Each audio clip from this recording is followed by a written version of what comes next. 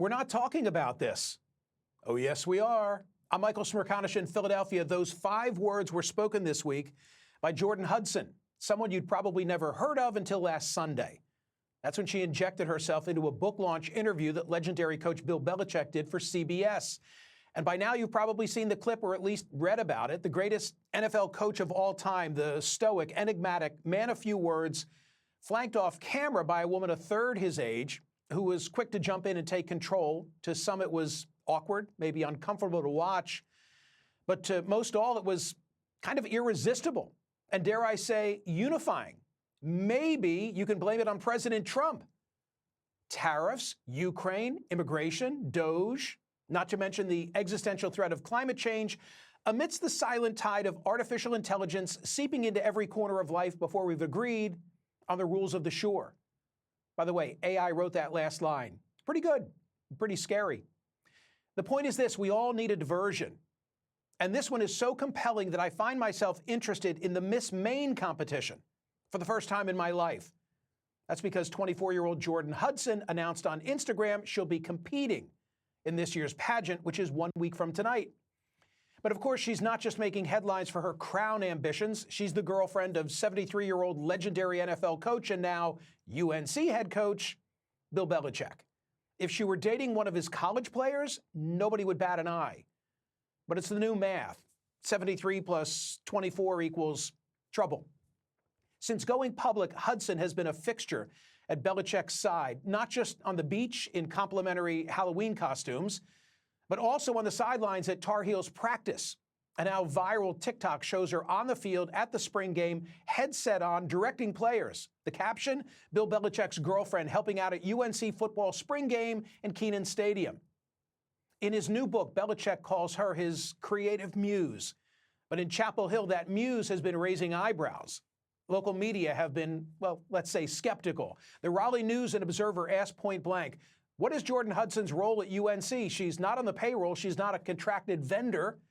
But reports say she's been CCing herself on team emails and referring to herself as the COO of Belichick Productions. Local sports columnist Luke DeCock warned on a podcast that UNC's brand could take a hit if the football program starts looking, quote, more like a Jordan Hudson management project. Well, according to Realtor.com, her management skills might not be that bad. In the 18 months since dating Coach Belichick, she's reportedly amassed an impressive $8 million real estate portfolio, picking up a swath of multifamily homes in the greater Boston area. Those management skills also on display during that CBS Sunday morning interview, which led Patriot royalty, Julian Edelman and Gronk, to come to the rescue. On their Dudes on Dudes podcast, the two Patriot legends showed solidarity with their former coach and defended Hudson's role. Edelman said that Hudson was just acting as coach's representative. Gronk was, well, Gronk. There hasn't been this much conjecture in Patriot land since the Brady roast. And somewhere Robert Kraft is just relieved it's not a relationship of his that is generating all the attention.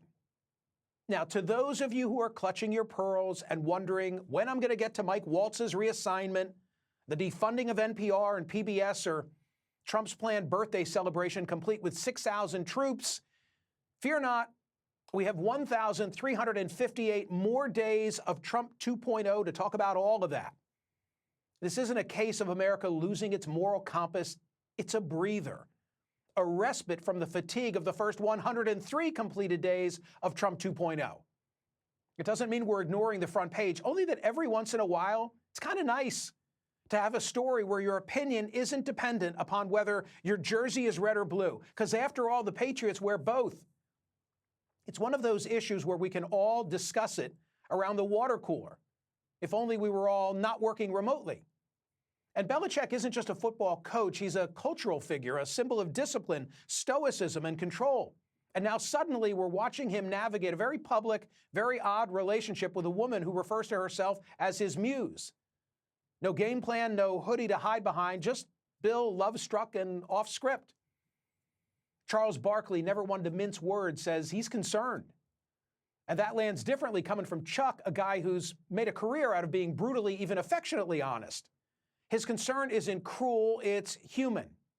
And it mirrors what a lot of people are thinking. Is this Belichick being happy or Belichick being controlled and unmoored? Some see Stockholm Syndrome. But here's the deeper truth. We're not obsessed with this story because we care all that much about Bill Belichick's love life. We're obsessed because we're exhausted by the weight of everything else, the Trump trials and the Supreme Court showdowns, the cultural wars. Sometimes we just want something that feels lighter, even if it isn't. By the way, Bill Belichick's first game at North Carolina will be at home against the TCU Horned Frogs on August 30th. I don't know why. I find that amusing. So yes, his relationship, it's a distraction. And no, that doesn't make us shallow. It just makes us human. And maybe, just maybe, it's okay to admit that we sometimes prefer a love triangle to a constitutional crisis.